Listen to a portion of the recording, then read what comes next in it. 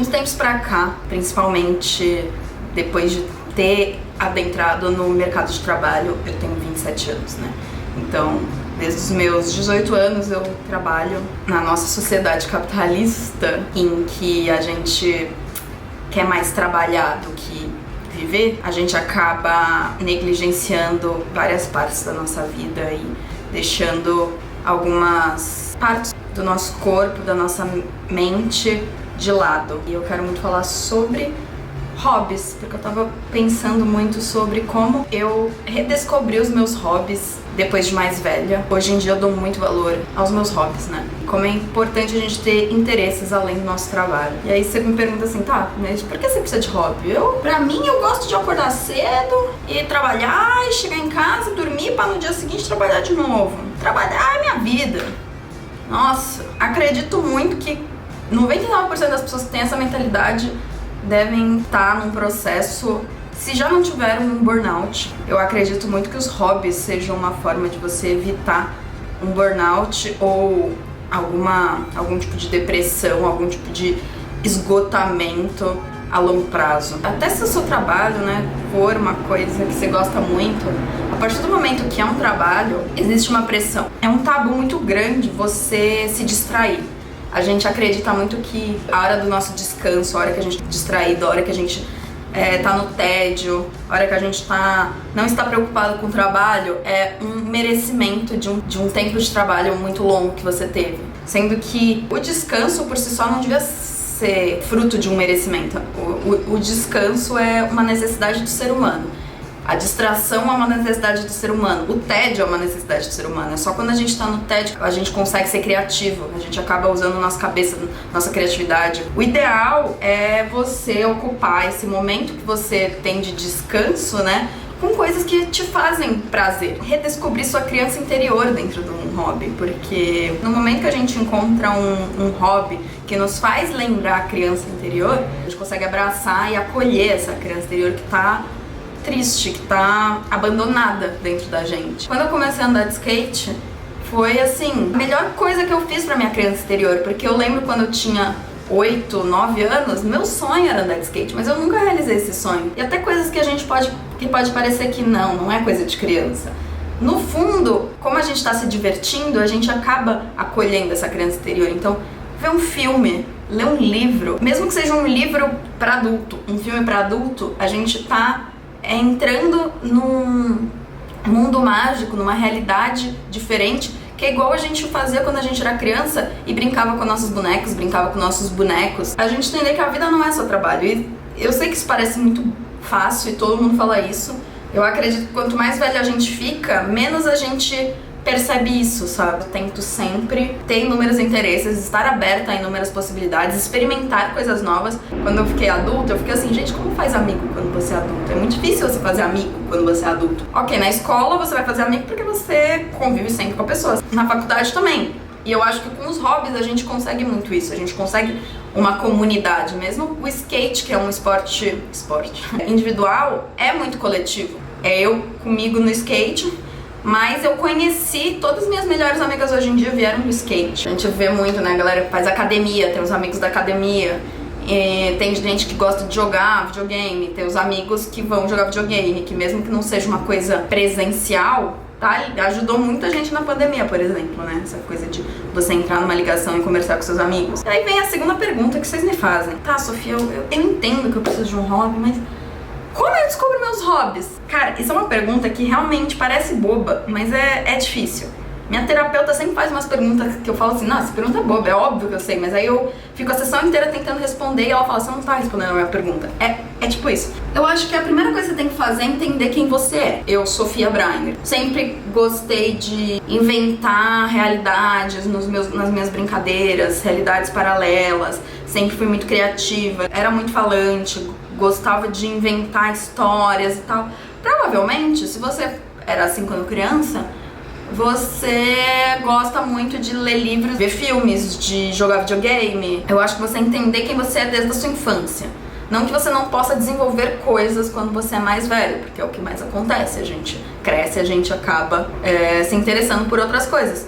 Mas eu acho que isso é natural, né? A melhor forma de você descobrir se você gosta ou não gosta de alguma coisa é experimentando. É tipo comida, você vai experimentar comida, gosto, não gosto. Às vezes tem muito a ver do momento. Eu lembro que eu comecei agora nessa ideia de pintar, tô gostando de pintar mesmo eu não pintando bem. Antes eu não tinha esse interesse. Eu tentei e falei, não é pra mim.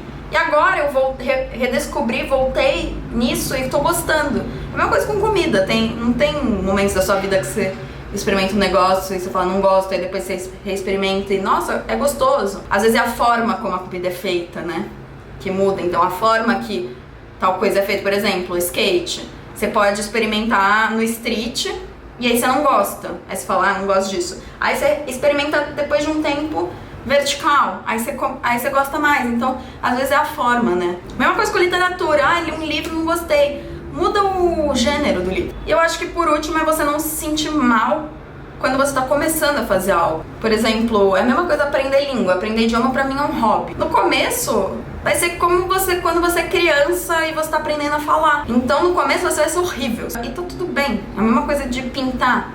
Você não vai pintar a primeira vez e ser a Mona Lisa.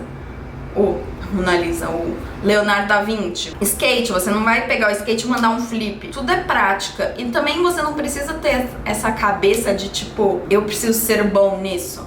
Eu não tenho nenhuma vontade de ser boa no skate, na pintura. Eu faço basicamente pra me divertir. É questão de escolha, você não vai ser bom em tudo. Então, você nunca vai ser boa em todas as áreas que você faz.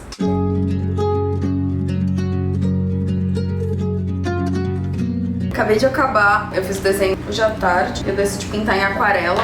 Cara, eu não sou a pessoa que tem mais técnica de pintura. Como é difícil. De verdade, sou bem iniciante, mas é o que eu tava falando no começo do vídeo. Esse é um dos hobbies que eu comecei a desenvolver agora. Bem recente, essa minha vontade de desenhar, pintar. Eu nunca achei que eu fosse boa, porque quando eu era criança eu só fazia aqueles bonequinhos de palito. Teve uma vez que eu decidi pintar de um quadro aqui, umas aquarelas, e tipo, eu decidi pintar.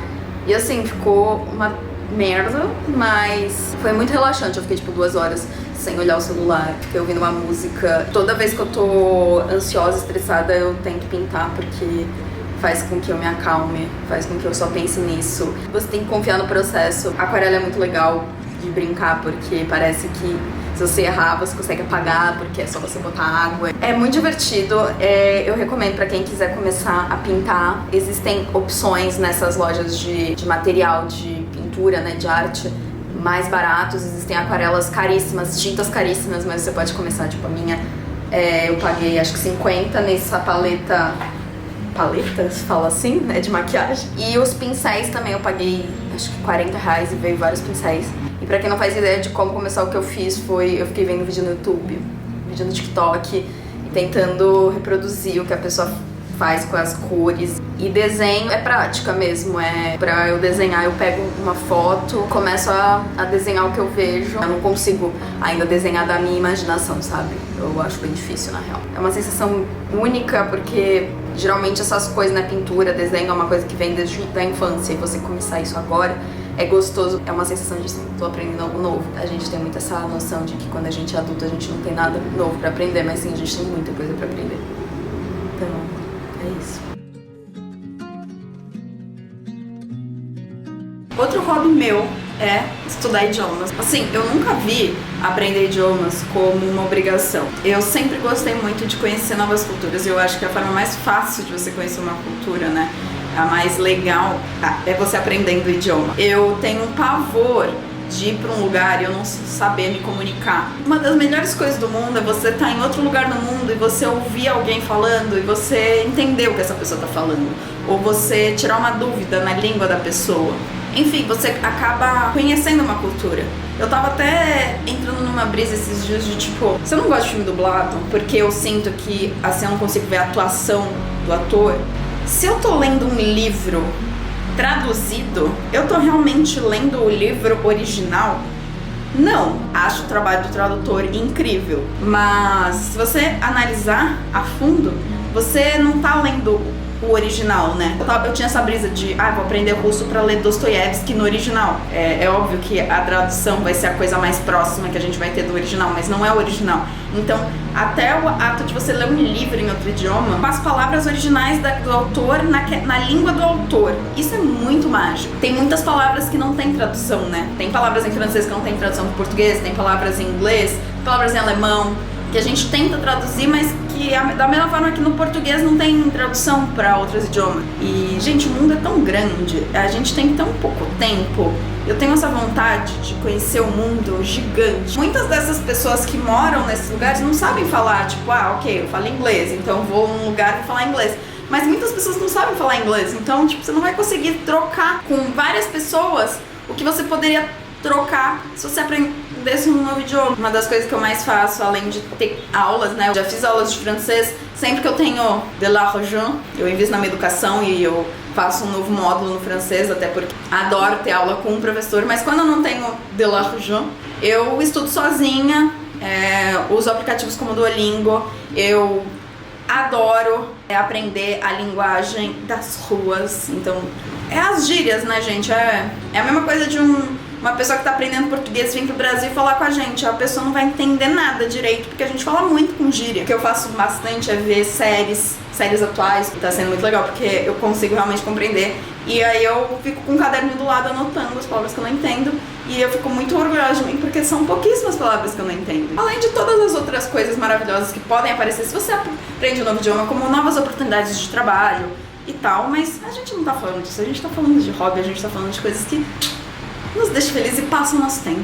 Gente, eu tinha parado de filmar, mas eu pensei numa coisa que faz também muito sentido e é muito legal pra você aprender idiomas, que é a fofoca. O ser humano adora uma fofoca. Se você não consegue ver nada bom em aprender um novo idioma, vai pela fofoca. Quem não tá acompanhando a série no TikTok de 50 partes do Who the Fuck Did I Marry? Que ela se casou, se envolveu com um homem que era mentiroso compulsivo. E assim, se você não sabe falar inglês, você não vai conseguir acompanhar a fofoca, porque é toda em inglês, né? Porque ela é norte-americana, então ela fala inglês.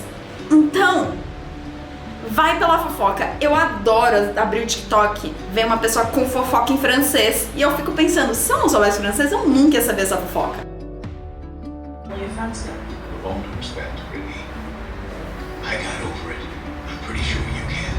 O cinema sempre foi parte da minha vida. Eu lembro que o primeiro filme que assisti foi Viagem de Chihiro, e minha mãe me levou quando eu tinha 3 anos ao cinema. Meu pai, que já trabalhava com cinema nessa época, sempre me levava ao cinema e a Blockbuster para alocarmos filmes toda semana. Foi ele que me apresentou Star Wars, De Volta para o Futuro, filmes do Hitchcock, Kubrick, Scorsese, entre outros. Fui nutrindo um amor e carinho por essa forma de arte. Passava madrugadas assistindo filmes, escrevendo sobre, fantasiando mundos que poderia construir. E hoje, meu grande desafio é separar o meu trabalho do meu hobby. Porque fazer cinema é extremamente cansativo e desgastante, apesar de muito prazeroso. Quando estou longe dos sets de filmagem, gosto de fazer coisas que não me remetam a isso. Por um bom tempo, eu falava que gostava mais de fazer filmes do que de ver filmes. Mas hoje, acho que fiz as pazes com o audiovisual. Construí uma boa e nova relação com o cinema. É muito interessante para mim assistir a um filme e relaxar, principalmente depois de estudar muito sobre. Percebo coisas que antes não percebia, reparo em referências, em cor, em ângulos, em enquadramentos, em movimento. É mágico e muito gostoso porque sinto que consigo entender por que aquilo existe e o porquê eu continuo a fazer o que eu faço. Eu amo proporcionar emoções e relaxamento a uma sociedade que tanto trabalha e tanto sofre. Comecei a gostar de cinema porque sentia que nele existia um fator que poderia transformar o mundo e a sociedade. E hoje eu faço filmes e continuo a assisti-los porque ainda acredito nesse sonho e nesse potencial. Vocês sabem que eu sou apaixonada por literatura, né? Eu sempre tô lendo, eu sempre tô com um livro na mão, eu sempre estou falando de livros e qualquer oportunidade que tem pra falar sobre livros aqui nesse canal, eu estarei falando. Eu acho que literatura é um dos hobbies mais legais que você pode desenvolver e eu acho que é uma das formas mais fáceis de você fugir da sua realidade, essa técnica, né, que eu brinco que é uma técnica milenar, lendo palavras num livro.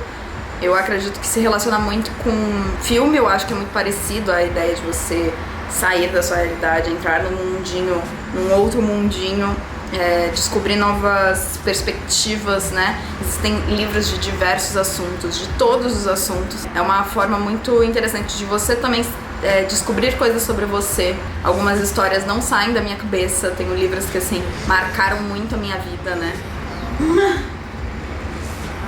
Pra quem tem dificuldade em ler, né? Eu acho que tem alguns livros que você pode começar, mas pra mim sempre foi muito fácil, porque eu sempre fui me apresentado à literatura muito cedo. Minha mãe sempre leu pra mim, sempre me incentivou a ler. Minha mãe sempre adorou ler, né? Tipo, toda a minha família, parte de mãe, na verdade. Eu sei que é mais difícil do que um filme, né? Um filme você só sente e vê. Um livro você tem que fazer um esforço para sentar e prestar atenção no que está sendo escrito. Enfim, eu sei que tem muita gente que tem dificuldade de ficar parado, né? Ou de prestar atenção em algo por muito tempo. Mas eu acho que existem alguns livros que você pode começar para desenvolver esse novo hábito, se você quiser um novo hábito, né? Esse hábito de leitura. São livros simples, que prendem, né? Eu acho que isso que é o mais legal. O primeiro que eu indico é Garota Exemplar. Eu sempre indico esse livro. Eu acho muito bom. Sempre falo isso, que livros de suspense, pra quem não tem problemas, não tem medo, né? De ler sobre crimes e tal, suspense, mistério, eu acho que é o melhor livro pra você começar a sua aventura literária, porque cada capítulo você vai querer saber o que aconteceu. Garota Exemplar é um ótimo exemplo. Na verdade, todos os livros da Gillian, né? Gillian Flynn, ela é uma das minhas autoras favoritas desse gênero policial. Talvez vocês já tenham visto o filme, né? Que também chama Garota Exemplar. E é esse livro desse casal. A garota misteriosamente desaparece e todo mundo começa a acusar o próprio marido de que ele está envolvido com o desaparecimento da esposa. Tarde do livro você entende o que aconteceu e você fica, caraca, muda de perspectiva, né? Primeiro é na perspectiva dele, aí depois vai na perspectiva dela, pra entender o que realmente aconteceu. É muito, muito bom. O segundo livro que eu indico vai ser um básico, gente. Harry Potter. Se você nunca leu Harry Potter, você está começando sua aventura literária, eu acho que Harry Potter, assim, tem meus problemas com a J.K. Rowling. Tenho, todos temos, né? Uma mulher que, assim, calada vence. Mas realmente é um livro que te prende muito. É um universo incrível que ela criou. Todo mundo sabe a história do Harry Potter, mas provavelmente se você não leu os livros, você já viu os filmes. E os livros são muito, muito bons. Os primeiros filmes são muito parecidos com os livros. Aí depois vai mudando algumas coisas, alguns personagens que não aparecem e tal. Então eu indico muito ler os livros. Eu lembro que eu lia junto com umas amigas da escola. A gente fazia maratona de se encontrar, ler junto. A gente sempre tava no mesmo capítulo. Era muito legal, era muito divertido. Essa ideia de você juntar uma comunidade, ler um mesmo livro com um grupo de amigas, falar, vamos todo mundo ler esse livro. O terceiro livro é Percy Jackson. Acabou de lançar a série, então tá bem em alta, né? Mas eu também acredito que Percy Jackson, os livros do Rick Riordan são muito bons. Ele é um ótimo autor infanto-juvenil.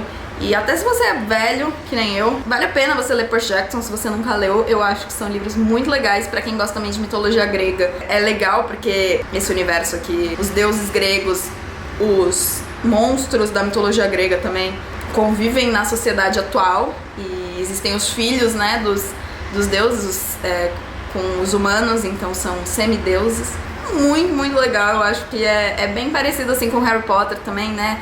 No sentido de é um grupo de crianças que se juntam pra ir contra o mal e desvendar mistérios e tal. O quarto livro que eu vou indicar é uma distopia maravilhosa, que é Jogos Vorazes, que também é um livro considerado infanto-juvenil. Todo mundo sabe a história também de Jogos Vorazes. Também distopias são uma ótima forma de vocês começarem a se aventurar no mundo da literatura, sabe? Você ter uma realidade paralela a uma realidade que você vive. Você fica imaginando, nossa, imagina se fosse assim a nossa vida.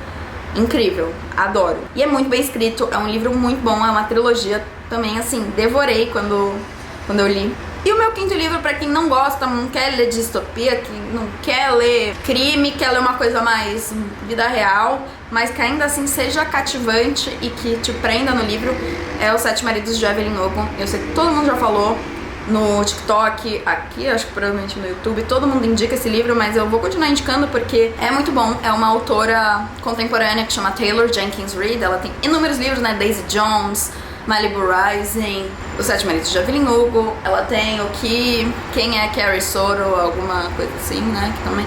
Todos são muito bons, incrivelmente, gente. Eu adoro os livros dessa autora. Teve uma fase assim que eu tava obcecada, acho que foi na pandemia, sobre essa atriz famosa em Hollywood, que é a Evelyn Hugo, que era muito famosa na época da nova Hollywood. E ela acabou de completar 80 anos e ela decide finalmente contar a história de vida dela. Ela sempre foi muito reclusa, ela nunca deu entrevistas, e ela finalmente aceita fazer uma autobiografia. Ela escolhe uma jornalista super nova, que todo mundo fica assim, por que você escolheu ela? Nada a ver você escolher ela, existem outros jornalistas muito mais experientes, mas ela reluta e escolhe ela, que é a Monica Grant. A Evelyn Hugo conta toda a história de vida para a Monica Grant, que está escrevendo uma autobiografia de Evelyn Hugo. Então esse livro é como se fosse essa autobiografia, né? Eu ainda não consigo acreditar que não existiu uma Evelyn Hugo. Os personagens dela são muito reais, assim. É muito convincente. Ela vai contar pra Monica Grant todos os podres de Hollywood. E aí ela vai contar a história desses 7 maridos. E a gente vai entender que não é bem assim, né? Só lendo que você vai entender. Também é um livro que você lê super rápido, porque você quer saber o que vai acontecer. Então, pra mim, assim, se você quer começar com esse hobby da literatura, eu indico esses livros pra você começar. Me avisa se você pretende começar em 2024 com a literatura, porque eu adoro. E eu adoro falar de livros aqui no canal.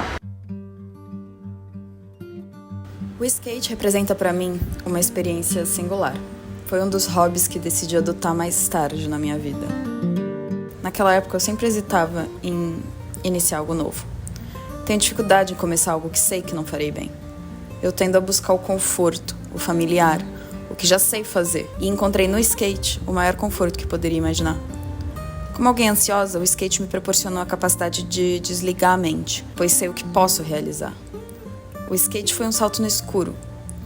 Em meio à pandemia, eu senti a necessidade de me movimentar, de fazer algo novo, de sair da minha zona de conforto. Ele requer uma extrema concentração e gera grande adrenalina. Você se vê imerso no momento, focado na manobra a ser executada, nos riscos envolvidos, nas quedas a evitar, na postura do corpo. É um turbilhão de pensamentos. Não há espaço para preocupações cotidianas. É revigorante. Eu me sinto como uma criança novamente. Não apenas pela ausência de preocupações, mas porque é uma brincadeira. E brincar na idade adulta é algo especial. Há um toque de proibido devido à adrenalina e ao risco, como se a qualquer momento minha mãe fosse me repreender por achar que eu vou me machucar. É como recuperar a sensação de ser criança que eu havia perdido há muito tempo.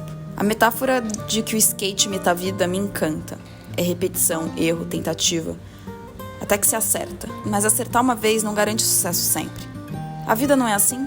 Tentamos incessantemente até que finalmente algo dá certo. E quando isso acontece, é uma sensação indescritível. Tudo se encaixa, tudo faz sentido. E então é hora de buscar algo novo, outra manobra, outro objetivo. E o ciclo se repete. Sou grata todos os dias por ter começado a andar de skate. E você pode se perguntar, mas Sophie, como eu faço para começar? Bom, aqui vão algumas opções. Assista vídeos no YouTube, vá a uma pista e se enturme com a galera, peça ajuda. Faça uma aula na skate, é possível. Há tantas opções, mas o importante é dar o primeiro passo. Bom, espero que esse vídeo tenha inspirado vocês a começar um novo hobby ou a se dedicar a algum que você já tenha. E me conta aqui nos comentários se vocês querem parte 2 com mais hobbies que eu tenho e se gostaram desse formato de vídeo. Amo vocês e até o próximo.